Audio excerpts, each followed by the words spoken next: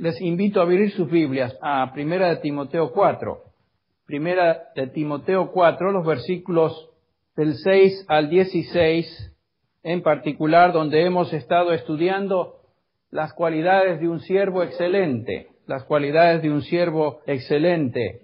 La frase clave de esta sección se encuentra en el versículo 6, donde Pablo dice: si esto enseñas a los hermanos, serás un buen ministro de Jesucristo. Un buen ministro de Jesucristo es la frase clave de todo ese segmento de los versículos del 6 al 16. En gran parte, Primera Timoteo, Segunda Timoteo y Tito fueron epístolas escritas ¿a quiénes? A pastores, a líderes de la iglesia, y en particular en estas epístolas el apóstol Pablo se dedica a delinear las características de un siervo de Dios. Pero en forma particular en esta sección que estamos estudiando, Pablo subraya las cualidades de un siervo excelente, y es por esa razón que estamos estudiándolas. Por muchos años o por mucho tiempo, personalmente he tenido un deseo y una inclinación particular hacia aquellos que están en el ministerio. Me refiero a aquellos que están sirviendo en el ministerio en una capacidad de liderazgo.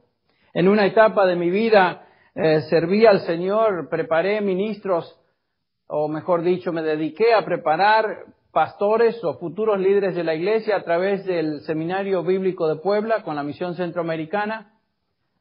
Posteriormente, por 10 años, me dediqué a servir en esa capacidad a través de Logoy o FLET, que muchos de ustedes conocen, que no solamente se llevó a cabo aquí en los Estados Unidos, sino que fue a través de todo el continente, desde Canadá hasta Argentina y Chile. Y hoy el Señor nos ha concedido el privilegio de llegar a muchos pastores y siervos de Dios en el mundo de habla hispana a través del programa Gracia a Vosotros.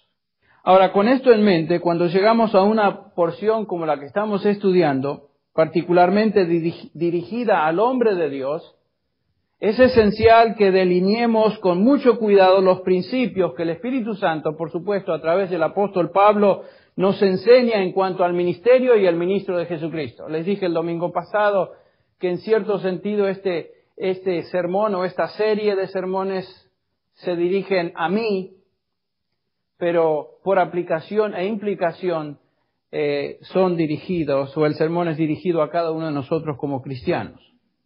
Mi oración y deseo ferviente, por supuesto, es que Dios levante un liderazgo excelente en su iglesia a través de todo el mundo hispano.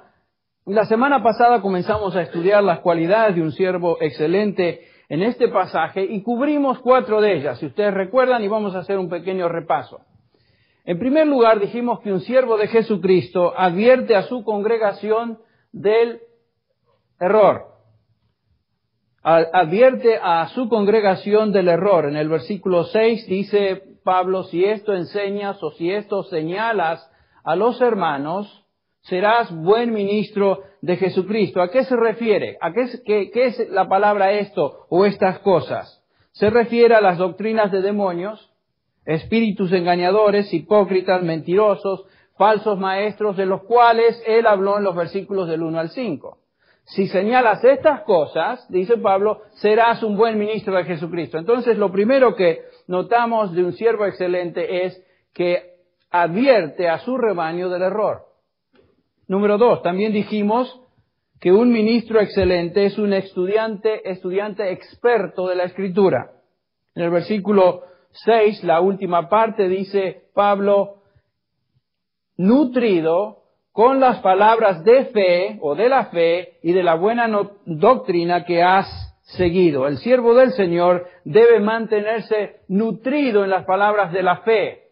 Las palabras de la fe se refiere al contenido de la fe en la Escritura. Y después dice, y de la buena doctrina. En otras palabras, es lo que la Escritura afirma. La fe, el contenido de la Escritura; buena doctrina, lo que la Escritura enseña. Tenemos que ser hábiles entonces como siervos de Dios, expertos en la Escritura, estudiarla continuamente y meditar en su enseñanza. En tercer lugar, vimos que un ministro excelente desecha la influencia de la enseñanza falsa. En el versículo 7 Pablo dice, desecha las fábulas profanas. El siervo de Cristo no tiene tiempo para considerar aquello que es falso. Ya en el capítulo 1, el versículo 4, notamos esta exhortación, en el versículo 3 en particular. Como te rogué al partir para Macedonia que te quedaras en Éfeso para que mandases a algunos que no enseñaran doctrinas extrañas. Esa es la razón por la cual Pablo dejó a Timoteo ahí en Éfeso y después agrega en el versículo 4, ni presten atención a mitos, genealogías interminables, lo que da lugar a discusiones inútiles, más bien que edificación de Dios que es por fe. Así te encargo ahora. En otras palabras, Pablo dice que el siervo de Dios no debe prestar atención a aquello que no edifica, sino que más bien causa dudas, quita convicción, confunde, no lleva a nada, sino a un laberinto de argumentos inútiles. Tengo algunos conocidos en el ministerio que les encanta hablar de temas y puntos controversiales realmente secundarios a lo esencial en el Evangelio y no promueven realmente aquello que es vital para la vida, el crecimiento del creyente y la convicción del pecado de aquellos que no conocen al Señor. Bueno, Pablo dice acá que el siervo excelente evita aquello que no lleva a nada. No tenemos que meternos en situaciones o en charlas, en temas que no edifican, sino que nos llevan o nos desvían, crean dudas, etc. El siervo de Dios está comprometido con el principio que el mismo Pablo enseña. Ustedes recuerden en Filipenses 4:8. Por lo demás, hermanos, dice Pablo a los creyentes, todo lo que es verdadero, todo lo digno, todo lo justo, todo lo puro, todo lo amable, todo lo honorable, si hay virtud alguna, si hay algo digno de elogio, en esto ¿qué? Pensad. El énfasis siempre es dedicarnos a pensar lo que es verdadero y no dar lugar a aquello que es falso. En cuarto lugar, dijimos que un siervo excelente es una persona disciplinada en la piedad personal. 1 Timoteo 4:7 dice, la segunda parte dice, Pablo, ejercítate, disciplínate para la piedad. Y en el versículo 8 nos dice que el ejercicio físico, y es la palabra gimnasia o gimnasio, dice que el ejercicio físico, que era práctica de los griegos en Éfeso y en todo el mundo griego, para poco aprovecha. En otras palabras, dice Pablo, hay cierto beneficio en el ejercicio físico, está bien. Pero la piedad es provechosa para todo, pues tiene promesa para la vida presente y también para la futura. Y aquí justamente entonces llegamos a la esencia de lo que es ser un ministro de Jesucristo. Su vida debe caracterizarse por una búsqueda de la piedad, aquello que es piadoso. Eusebia es la palabra, o Eusebia. Bueno, eso quiere decir piedad, una persona que busca las cosas de Dios.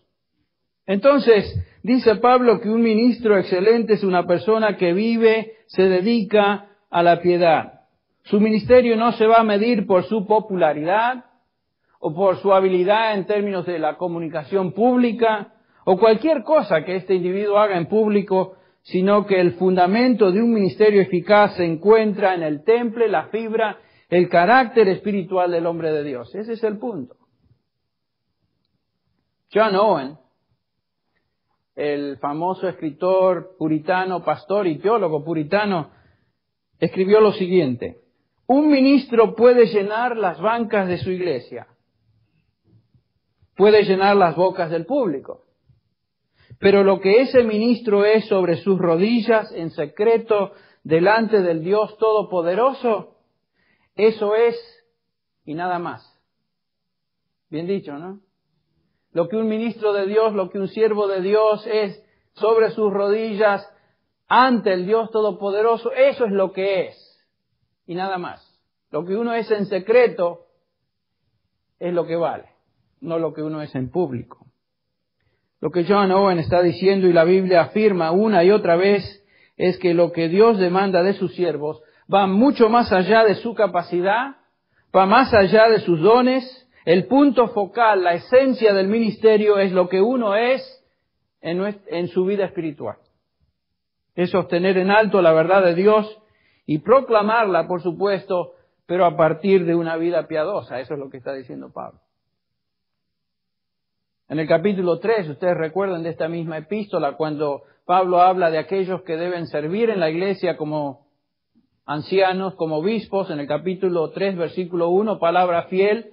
Si alguno anhela obispado, buena obra desea, excelente obra desea.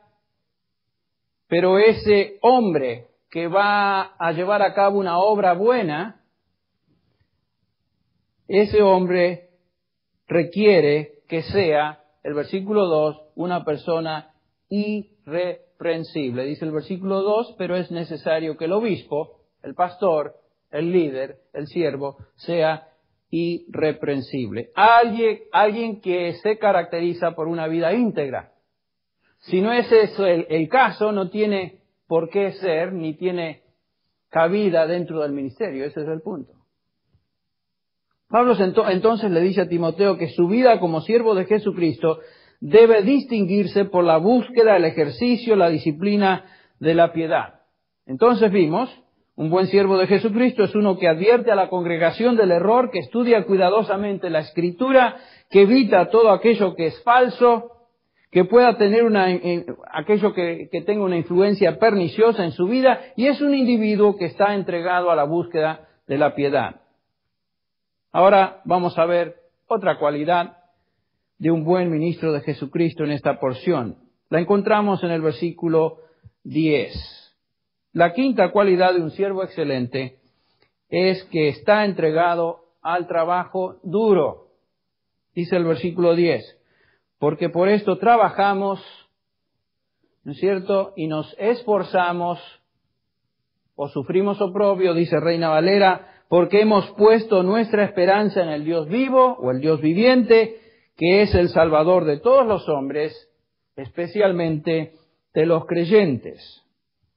Fíjense, Pablo acaba de hablarnos de un siervo de Dios que se preocupa por su vida y desarrollo espiritual, su santidad personal, que pone su mira en las cosas de arriba y no en las de la tierra, habiéndonos llamado a ser piadosos, hombres que buscan la santidad, ahora nos trae de regreso, nos fuerza a poner los pies sobre la tierra y nos dice que el ministerio no es solamente una búsqueda de cosas celestiales, sino que el ministerio es una tarea terrenal. Y nos dice que el ministerio es trabajo duro. El ministerio demanda arduo trabajo. ¿Por qué dice Pablo que por esto mismo trabajamos y sufrimos oprobio o nos esforzamos? Bueno, el versículo 8 nos da cierta idea hacia dónde él se dirige. La meta del ministerio es lo que vemos en el versículo 8, en la segunda parte, porque el ejercicio físico aprovecha poco, pero la piedad es provechosa para todo, pues tiene promesa para la vida presente y para la vida futura. Ahí está. Trabajamos duramente porque lo que hacemos tiene implicaciones eternas. No estamos lidiando con cosas pasajeras, cosas terrenales, con algo que se acaba, sino que estamos trabajando, hablando de cosas que nunca terminan, tenemos el futuro eterno en mente. Un pasaje conocido en 2 Corintios capítulo 5 nos ayuda a entender lo que Pablo le está diciendo a Timoteo. 2 Corintios 5, en el versículo 9, dice, por eso, ya sea presentes o ausentes, Pablo dice, como siervo de Dios o como siervos de Dios, ambicionamos serle a Dios, a Cristo, agradables. Aquí usa la misma palabra que aquí se traduce ambicionamos. Pablo dice ambicionamos, procuramos, trabajamos duro, ya sea ausentes o presentes, trabajamos duro para serle agradables. Y después nos da 2 razones por la cual él trabaja de tal manera. El versículo 10 dice, porque todos nosotros debemos comparecer ante el tribunal de Cristo. ¿Por qué? ¿O para qué? Para que cada uno, dice Pablo, sea recompensado por sus hechos, estando en el cuerpo, de acuerdo con lo que hizo, sea bueno, sea malo. Pablo dice, voy a tener que compadecer ante el tribunal de Cristo. En otras palabras, lo que hago en esta vida tiene consecuencias eternas. Y porque me voy a presentar delante de mi Señor, porque voy a ser juzgado de acuerdo a lo que yo hice en el ministerio aquí, es que trabajo duro, trabajo arduamente. Nos da una segunda razón en el versículo 11. Por tanto, conociendo el temor de Cristo, o el temor del Señor, persuadimos a los hombres, pero a Dios somos manifiestos y espero que también seamos manifiestos en vuestras conciencias. Pablo dice, no solamente estoy mirando a lo que voy a recibir en términos de recompensa, sino que estoy fijándome hacia adelante y veo hombres no regenerados que van a enfrentar un futuro eterno, pero un futuro eterno sin Dios. Y por eso trabajo duro. No solamente me preocupo en la eternidad mía, el futuro mío está asegurado, sé que voy a ser recompensado por el Señor y por eso trabajo duro, pero también tengo en mi corazón, en mi mente, el alma o las almas de los hombres que no conocen a Dios, que se van a enfrentar a un juicio futuro, no para recibir recompensa, sino para recibir, ¿qué? Condenación. Vemos entonces que la perspectiva ministerial de Pablo era eterna. No solo en términos de su recompensa futura, como dije, sino también en términos del destino eterno de los que escuchaban su predicación. Esta entonces debe ser la perspectiva que impulsa nuestro ministerio. Un ministro excelente trabaja duramente o duro porque él trabaja a la luz de la eternidad, no de beneficios o resultados temporales. Por supuesto, si entendemos la sobriedad del futuro, tanto en términos de lo que vamos a recibir como hijos de Dios, vamos a tener recompensa, y pensamos en el cielo, en la gloria del cielo, y también tenemos una noción del futuro en términos de lo que es el infierno eterno, eso no nos permite tener una actitud fría o insensible en cuanto al ministerio, no puede ser. Porque trabajamos duramente a la luz de la eternidad, de lo que viene, tanto en mi vida como en la vida de aquellos a los cuales el Señor me ha dado para ministrar. Pablo usa dos verbos aquí que expresan la intensidad del ministerio. El primero se traduce trabajamos. El verbo en griego es kopiao, que quiere decir trabajar al punto o al extremo de estar agobiado o exhausto. No es simplemente trabajo.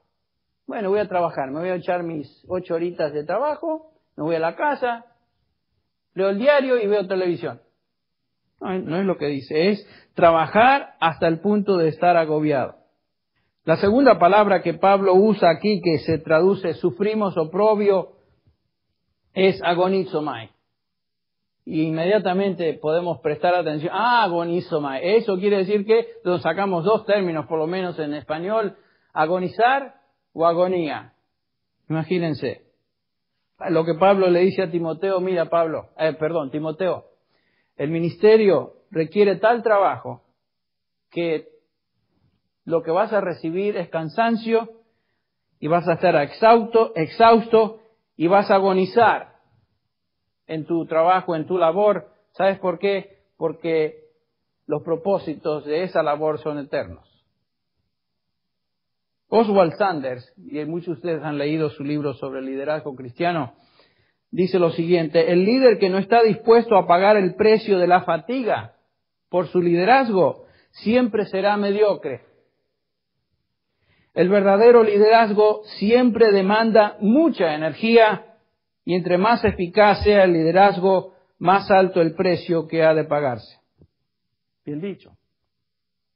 Pablo ilustra esa agonía, ese trabajo duro. Ustedes recuerdan la descripción de su ministerio, por ejemplo, en 2 Corintios 11, 23 al 28, dice, en comparación a los falsos apóstoles, dice, yo soy servidor de Cristo, he trabajado más, he estado en la cárcel, he sufrido azotes un sinnúmero de veces, he sufrido peligros de muerte, 5 veces he recibido de los judíos 39 azotes.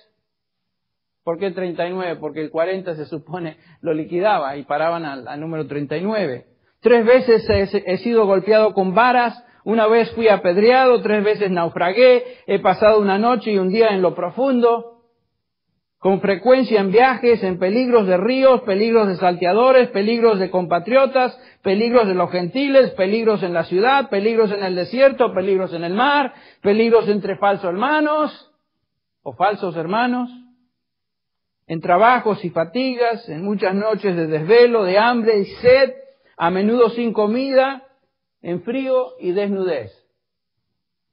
Además de tales cosas, como si esto fuera poco, dice Pablo, está sobre mí todavía el peso de ¿qué? La presión cotidiana de la preocupación de las iglesias. Ese es un ministro excelente de Jesucristo. Trabajando al punto de estar exhausto y agonizando por la labor en servicio a favor de su Señor. ¿Por qué todo esto? ¿Por alguna recompensa temporal? No. ¿Por su reputación? No. Sino porque tenía en mente ¿qué? Lo eterno. Volviendo ahora a Timoteo, el versículo 10, capítulo 4, 10, dice Pablo otra vez, trabajamos y sufrimos oprobios porque esperamos en el Dios viviente.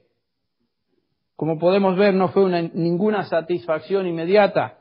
Esperamos en el Dios viviente, es un tiempo perfecto, lo cual quiere decir, hemos esperado y continuamos esperando en aquel que es un Dios viviente. Lo que hacemos, dice Pablo, no es para ahora, lo que hacemos, lo hacemos para la eternidad. El Dios viviente nos recompensará eternamente. Vivimos y trabajamos en esperanza. ¿En qué esperanza? En esperanza del futuro. Y a veces eso causa agonía. Ahora encontramos en una frase en este versículo que es un poquito, es interesante y en algunos ha causado problemas. Nos dice, ese Dios viviente al cual servimos es el Salvador de todos los hombres, mayormente de los que creen. ¿Qué quiere decir Pablo con que Dios es Salvador de todos los hombres, pero mayormente de los que creen? Bueno, la respuesta se encuentra en el contexto de este pasaje. Se han dado varias posibles explicaciones para este versículo. Algunos han llegado a la conclusión equivocada, por supuesto, antibíblica, de que Dios va a salvar a todos los hombres. En el futuro, Dios va a cubrir el pecado de todos, se va a olvidar de todos los pecados y en Cristo Jesús, de alguna manera, todos, habidos y por haber, van a ser salvos.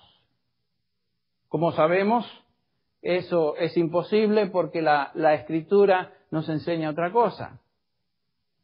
La Biblia no se contradice, en otras palabras, no dice algo en un lugar y lo niega en otro lugar. Hay un principio de hermenéutica que se llama analogía escritura, que quiere decir que la Escritura es análoga a sí misma.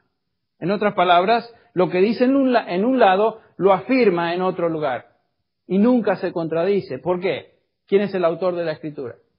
Dios. Y si Dios es el autor de la palabra de Dios, y segunda Timoteo 3:16 nos dice que toda Escritura es inspirada, exhalada del mismo aliento de Dios, Dios no se puede contradecir. Si el Espíritu Santo es el que guió a hombres de Dios a escribir su palabra, el Espíritu Santo no va a contradecir lo que dice a través de Pablo, lo que dice Pedro, lo que dice Jeremías o lo que dice algún otro escritor bíblico. Positivamente sabemos que la Biblia enseña que hay un infierno, que el infierno es eterno, que es un lugar de lloro y crujir de dientes, es un lugar real. No es algo inventado, no es un mito. Es un lugar de tormento, es un lugar de oscuridad, de aislamiento y soledad eternas. Y que este lugar está reservado para los que rechazan el Evangelio. Jesús dijo a los fariseos, recuerden en el capítulo 8 de Juan, donde yo voy, vosotros ¿qué? No podéis, positivamente no podéis venir. ¿A qué se refería? Bueno, él iba al cielo y los fariseos iban en otro camino. Segunda Tesalonicenses 1:8, Pablo enseña que aquellos que no conocen a Dios y rechazan el Evangelio recibirán condenación eterna. Dice el versículo 8, dando retribución a los que no conocen a Dios y a los que no obedecen el Evangelio de nuestro Señor Jesús, estos sufrirán el castigo de eterna destrucción, excluidos de la presencia del Señor y la gloria de su poder. A la luz de esta enseñanza y muchas otras, tenemos que ver entonces que la Biblia enseña que Dios no va a salvar a todos. No va a salvar a todos. Otra explicación de este pasaje es que se refiere a la salvación potencial de todos los hombres en lugar de la salvación real. En otras palabras, Dios es potencialmente el Salvador de todos los hombres. Potencialmente. Pero particularmente de los que creen. Y en cierto sentido eso es verdad. La muerte del Señor Jesucristo fue suficiente para cubrir el pecado de la humanidad, fue suficiente para cubrir, pero eficaz, sola y exclusivamente para los elegidos, para los que creen. La aplicación de la salvación en la Biblia se encuentra solamente reservada para aquellos que creen, aquellos que Dios escogió antes de la fundación del mundo. Sin embargo, una explicación mejor entonces que podríamos dar a este pasaje se relaciona al uso de la palabra mayormente a los que creen. Lo que Pablo quiere decir es que todos los hombres disfrutan de salvación en cierto sentido, pero mayormente los creyentes. Entonces, ¿qué clase de obra salvadora o a qué clase de obra salvadora se refiere Pablo? Que todos los hombres participan de esta, pero mayormente los creyentes. Bueno, en el sentido terrenal, todos los hombres están experimentando la protección y el poder salvador de Dios, ¿no es cierto? La Biblia nos dice que la lluvia cae sobre justos y pecadores, que Dios preserva a todos los hombres. La palabra salvador en la Biblia no siempre se usa exclusivamente para referirse a la salvación del pecado, sino que muchas veces se usa para referirse a la protección que Dios extiende a los hombres y a veces se refiere a seres humanos también. Por ejemplo, en Isaías capítulo 63, donde vemos que Dios es el Salvador de todos los hombres, particularmente acá se refiere a la nación. Dios sostiene la vida de todos por su providencia. En el capítulo 63 de Isaías, versículo 7, dice el profeta que el Señor tiene misericordia, que el Señor Jehová, por la gran bondad hacia la casa de Israel, les ha otorgado conforme a su compasión y conforme a la multitud de sus misericordias. En otras palabras, Dios demostró compasión especial a la nación de Israel, a todo el pueblo de Israel. Todo Israel. El versículo 8, fíjese, porque Él dijo, ciertamente ellos son pueblo, son mi pueblo, hijos que no engañarán, y Él fue su Salvador. El profeta se refiere a Jehová como el Salvador de la nación. El Salvador de la nación. El Salvador de Israel. ¿Fue Dios el Salvador de toda la nación? Sí lo fue en un sentido temporal. Lo sacó de Egipto, ustedes recuerdan. Les trajo a la tierra prometida. Les dio alimento, les dio aire, todo el sustento físico. Pero noten el versículo 10 de Isaías 63. Mas ellos se rebelaron y contristaron su Santo Espíritu, por lo cual Él se convirtió en su enemigo y peleó contra ellos.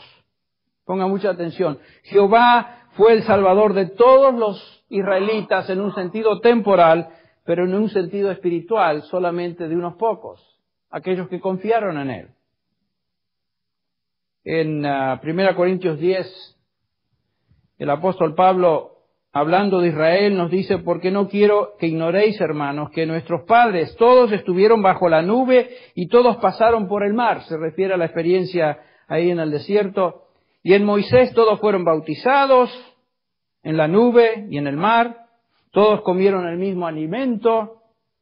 todos bebieron la misma bebida, pero el versículo 5 dice, sin embargo, 1 Corintios 10:5, sin embargo, Dios no se agradó de la mayor parte de ellos, pues quedaron tendidos en el desierto.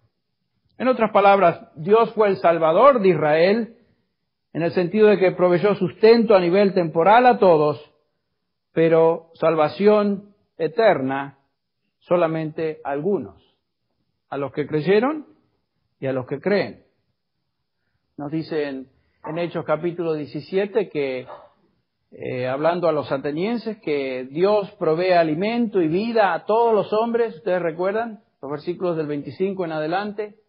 Que en Él vivimos, por Él vivimos, estamos en Él. En otras palabras, Dios en un sentido temporal y general sustenta a todos los hombres, es el Salvador de todos los hombres, pero particularmente el Salvador espiritual de aquellos que creen. Volviendo ahora a Timoteo 4:10, dice Pablo, trabajamos duramente, esforzándonos hasta el punto de estar exhaustos porque creemos que las consecuencias son eternas. Servimos a un Dios vivo, dice Pablo, y nuestra esperanza está puesta en Él. Este Dios que sostiene la vida de todos los hombres, sostendrá también las almas de todos los que creen aquí y en la eternidad. Este es su argumento. Entonces no podemos perder de vista la perspectiva eterna a la cual se refiere Pablo. Quisiera que viéramos en el tiempo que nos queda una característica más de un siervo excelente, número 6. Un siervo excelente enseña con autoridad práctica. Fíjese el versículo 11, cortito. Esto manda y enseña. Esto manda y enseña. El que es siervo de Dios debe enseñar con autoridad. La palabra enseña tiene que ver con el contenido de la enseñanza, transmitir doctrina, instruir, pero esta instrucción debe darse en un tono de autoridad. Richard Baxter, otro de los puritanos, pastores y teólogos de hace unos años atrás, escribió, el siervo de Dios, escuche bien, me gusta esto, debe atornillar la verdad de Dios en la mente de sus oyentes. Tiene razón, la predicación debe ser la proclamación de la verdad de Dios en su palabra, pero debe ser una predicación que habla con autoridad. Mucho de lo que se escucha en los púlpitos de hoy es una predicación hasta cierto punto tímida, cortita, vaga, inofensiva, en muchos casos con mucha apariencia de autoridad, sí, porque algunos gritan. Y el gritar y hacer modismos y hacer cosas raras en el púlpito no quiere decir que eso es autoritativo. Eso es una payasada. Pablo no está hablando de eso. La efusividad en el predicador no indica autoridad, pero en muchos de los púlpitos lo que se predica o la forma en que se enseñe carece de contenido bíblico. En cualquier caso no tiene autoridad ni doctrina, por tanto ese tipo de predicación no transforma. Dios no nos manda a predicar sugerencias divinas, sino que nos manda a predicar mandamientos divinos. Ahí está la autoridad. La autoridad no reside en el predicador, no reside en su efusividad, no reside en lo que él hace en público, en frente de la gente, reside en la palabra de Dios. Esa es la autoridad. Ustedes recuerdan Hechos 17:30, dice Pablo, por tanto, habiendo pasado por alto los tiempos de ignorancia, Dios declara, escuche bien, Dios declara ahora a todos los hombres en todas partes que se arrepientan. Dios manda a todos los hombres que se arrepientan. La predicación del Evangelio, la exposición de la palabra de Dios demanda un tono de autoridad, porque el que habla es Dios a través de sus siervos. Sí que debemos hablar con amabilidad. Claro que debemos ser mansos en nuestra proclamación, así como el Señor fue manso. Debemos hablar la verdad en amor, nos dice Pablo, pero debemos hablar la verdad con autoridad. En Mateo 7, ustedes recuerdan la referencia a la predicación de Jesús en el versículo 29, cuando Jesús terminó estas palabras, Dice que las multitudes se admiraban de su enseñanza porque enseñaba como alguien que tenía, ¿qué? Autoridad. Y no como los escribas. Y no podemos imaginarnos que esa autoridad se refería a que Cristo gritaba y hacía espavientos y corría de aquí para allá. No. Pero el Señor, en contraste a los escribas, enseñaba con autoridad. En la epístola de Timoteo que estamos estudiando en el capítulo 1:3, ya lo leímos, dice: te rogué al partir para Macedonia que te quedaras en Éfeso para sugerirle a algunos que estaban enseñando falsas doctrinas que por favor, si estaba bien en su corazón y que si podrían cambiar el tono, no, dice que mandases a que no enseñaran doctrinas extrañas. No es sugerencia eso. La corrección de lo falso no se confronta, con sugerencias a cambiar, sino con lo que Dios manda en su palabra. 1 Timoteo 5:7 dice: ordena también estas cosas para que sean irreprensibles. Ordena. 5:20 dice: a los que continúan en pecado, repréndelos en presencia de todos para que teman. Esto no es un tono tímido o inseguro que teme ofender a los oyentes. A veces pensamos que tenemos que predicar de tal manera que los oyentes no se ofendan. Bueno, no hay necesidad de ofender por solo hecho de ofender, pero si la palabra de Dios ofende, es Dios el que habla, que se ofendan. Los creyentes no vienen la gente que viene a la iglesia y no conoce a Cristo debe sentirse incómoda, porque están escuchando a Dios que declara que se arrepientan. En el capítulo 6 encontramos esta declaración. 17. A los ricos de este mundo manda que no sean altaneros, ni pongan su esperanza en la incertidumbre de las riquezas. En Tito 2:15, ustedes recuerdan, Tito esto habla, exhorta, reprende con toda autoridad que nadie te desprecie o te tenga en menos. Tu autoridad, Tito, no es tu autoridad, es la de Dios en su palabra. Entonces el siervo de Dios se distingue por su enseñanza autoritaria que demanda obediencia a la palabra de Dios. Confrontamos el pecado, la incredulidad, la desobediencia, la falta de entrega con la autoridad de Dios. Todo sermón debe tener entonces un tono de autoridad. Si procede de la palabra de Dios y se predica a través de un instrumento que, como ya vimos, busca la piedad como una de sus características. No es cuestión de hablar, decir con autoridad lo que Dios dice y vivir de otra manera. La persona que hace eso no tiene autoridad. No la tiene. Ahora, esta autoridad debe estar edificada sobre un fundamento y permítame darles ese fundamento. En primer lugar, tenemos que estar convencidos que la Biblia es la palabra de Dios. Ahí comienza a fundamentarse el edificio de la autoridad. Debemos creer que la Biblia es la palabra de Dios, no que contiene la palabra de Dios. Esta es la palabra de Dios. Si no estás seguro que la Biblia es la palabra de Dios, entonces no vas a tener autoridad en lo que dices. Te fijas en la palabra de Dios como si fuera cualquier otro libro. Eso no te da autoridad. En segundo lugar, tenemos que estar convencidos de lo que dice. Si no estás seguro de lo que la palabra de Dios dice, tampoco puedes tener entonces autoridad. ¿Cierto? Tenemos que creer que es la palabra de Dios y tenemos que conocer lo que dice. Por eso el siervo excelente es un estudiante experto de la palabra de Dios.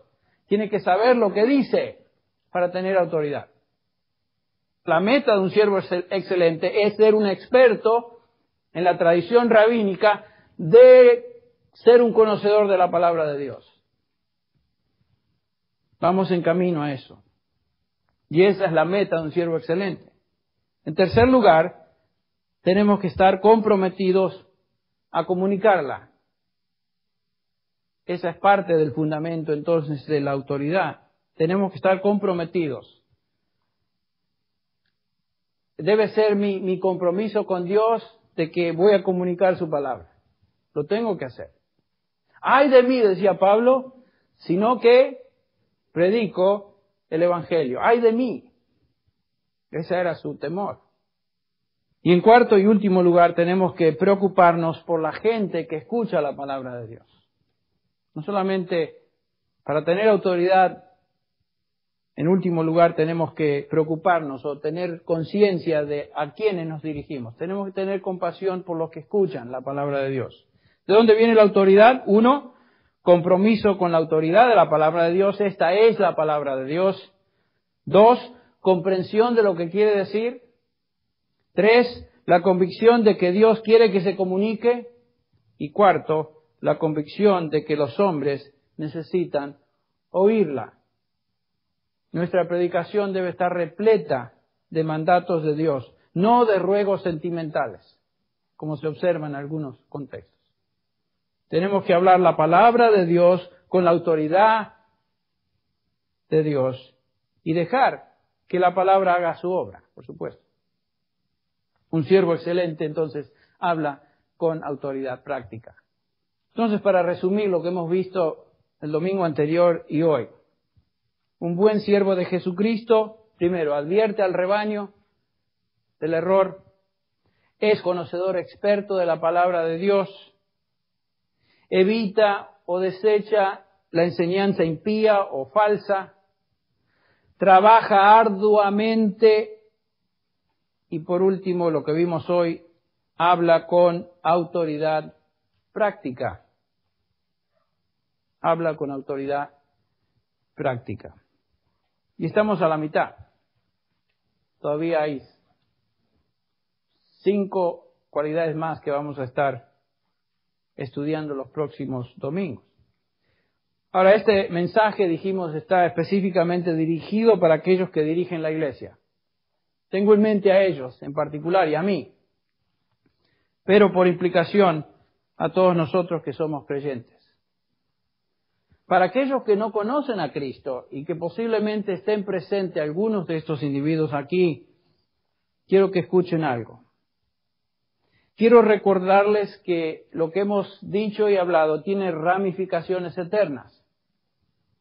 Cuando te entregas al Señor Jesús y le recibes como Salvador, entras en una relación eterna con Él y vivirás para siempre con Él en el cielo.